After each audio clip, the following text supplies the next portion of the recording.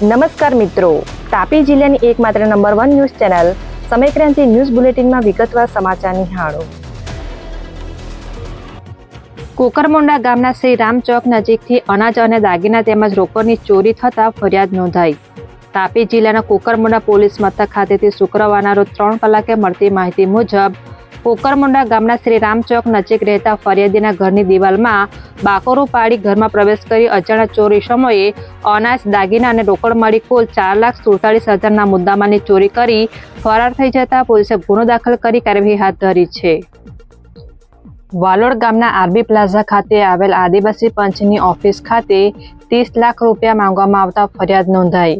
તાપી જિલ્લાના વાલોડ પોલીસ મથક ખાતેથી શુક્રવારના રોજ 4 કલાકે મળતી માહિતી મુજબ આરબી પ્લાઝા ખાતે આવેલ આદિવાસી પંચની ઓફિસ ખાતે ફરિયાદ પાસે લાલસિંહ ગામિત નામના ઈસમ દ્વારા 30 લાખ રૂપિયાની માંગણી કરવામાં આવતા ફરિયાદીએ વાલોડ પોલીસ મથકમાં ફરિયાદ આપતા પોલીસે ગુનો દાખલ કરી કાર્યવાહી હાથ ધરી છે. વ્યારા શહેરના તરણકુંડ ખાતે ડીવાયએસપી અને પીઆઈની હાજરીમાં ગણેશ સમિતિની બેઠક યોજાઈ. તાપી જિલ્લાના વ્યારા શહેરના તરણકુંડ ખાતે વ્યારા ડીવાયએસપી તેમજ પીઆઈની હાજરીમાં ગણેશ સમિતિની બેઠક યોજાઈ હતી, જ્યાં વ્યારા શહેર ગણેશ સમિતિના આગેવાનો સહિત ગણેશ મંડળના યુવકો હાજર રહ્યા હતા, જેમાં અલગ અલગ મુદ્દે માર્ગદર્શન આપી ચર્ચાઓ કરવામાં આવી હતી, જે બાબતની માહિતી શુક્રવારના રોજ 12 કલાકે મળી હતી. કુકરમુંડા તાલુકાના રાજપુર ગામના ઈસમે ખાનગી લોન લેવાના ચક્કરમાં 57,000 ગુમાવ્યા. તાપી જિલ્લાના કુકરમુંડા પોલીસ મથક ખાતેથી શુક્રવારના રોજ 2 કલાકે મળતી માહિતી મુજબ ફરિયાદીએ ખાનગી લોન લેવાની હોય જે અંગે ઓનલાઈન પ્રધાનમંત્રી મુદ્રા લોનનું પેજ ખોલતા અજાણ્યા ઈસમોએ અલગ અલગ ચાર્જ બતાવી 57,000 રૂપિયા ઓનલાઈન પડાવી લઈ છેતરપિંડી કરતા પોલીસે અજાણ્યા ઈસમો વિરુદ્ધ ગુનો દાખલ કરી કાર્યવાહી હાથ ધરી છે. ઉકાઈની કામધેનુ યુનિવર્સિટીના હોલમાં રાજ્યના મંત્રીની હાજરીમાં વિશ્વ આદિવાસી દિનની ઉજવણીના આયોજન અંગે બેઠક યોજાઈ. તાપી જિલ્લાના ઉકાઈ ખાતે આવેલ કામધેનુ યુનિવર્સિટીના હોલમાં આદિજાતિ મંત્રી કુંવરજીભાઈ હળપતિની અધ્યક્ષતામાં બેઠક યોજાઈ હતી, જેમાં મુખ્યમંત્રીની હાજરીમાં રાજ્ય કક્ષાનો વિશ્વ આદિવાસી દિવસની ઉજવણી માંડવી ખાતે યોજાનાર છે, જેના આયોજન અંગે બેઠક યોજાઈ હતી. આ બેઠકમાં સરપંચો સહિત સભ્યો અને જિલ્લા સંગઠન પ્રમુખ હાજર રહ્યા હતા, જે બાબતની માહિતી શુક્રવારના રોજ સાંજે 5 કલાકે પ્રાપ્ત થઈ હતી. વાલોડ ગામના નવા ફળિયા નજીક બસ સ્ટેન્ડ જર્જરિત હાલતમાં હોય લોકોની સમસ્યા વધી.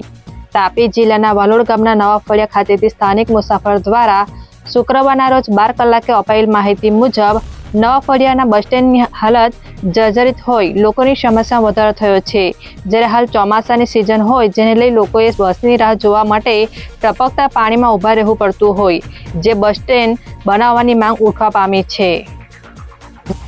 તાપી જિલ્લાના વ્યારા ખાતે આવેલ આંબેડકર હોલમાં કાનૂની જાગૃતતા કાર્યક્રમનું આયોજન કરવામાં આવ્યું.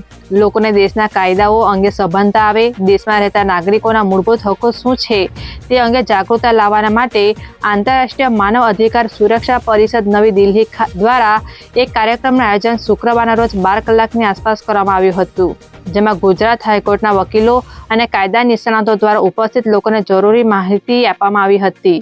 કાર્યક્રમમાં મોટી સંખ્યામાં લોકો ઉપસ્થિત રહ્યા હતા.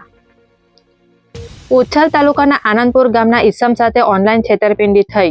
તાપી જિલ્લાના ઉચ્છલ પોલીસ મથક ખાતેથી શુક્રવારના રોજ 4 કલાકે મળતી માહિતી મુજબ આનંદપુર ગામના ફરિયાદી સુરેશ ગામિતને ફોન કરી સંબંધી બીમાર હોવાનું કહી તેમના મિત્ર દીપક જેવો અવાજ આવતા ફરિયાદીએ 30,000 ઓનલાઈન નાખી દઈ બાદમાં છેતરપિંડી થઈ હોવાનો અહેસાસ થતા ફરિયાદીએ અજાણ્યા ઈસમ વિરુદ્ધ ફરિયાદ આપતા પોલીસે કાર્યવાહી હાથ ધરી છે.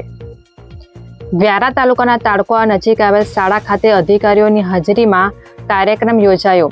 તાપી જિલ્લાના વ્યારા તાલુકાના તાડકોવા નજીક આવેલ શાળા ખાતે શુક્રવારના રોજ 1 કલાકની આસપાસ નારી વંદન ઉત્સવ અંતર્ગત મહિલા સુરક્ષા દિવસની ઉજવણી કરવામાં આવી હતી, જેમાં અધિકારીઓ અને કર્મચારીઓ હાજર રહ્યા હતા. જે કાર્યક્રમમાં ઘરેલુ હિંસા કાયદા અંગે જાગૃતિ માર્ગદર્શન આપવામાં આવ્યું હતું. સમયક્રાંતિ ન્યૂઝ ચેનલમાં તાપીના સમાચાર મેળવવા માટે ચેનલને યુટ્યુબમાં જઈ સબસ્ક્રાઇબ અવશ્ય કરીશો અને લિંક તમારા મિત્રોમાં શેર કરશો. આવતીકાલે ફરી મળીશું નવા સમાચારના અપડેટ સાથે. આભાર.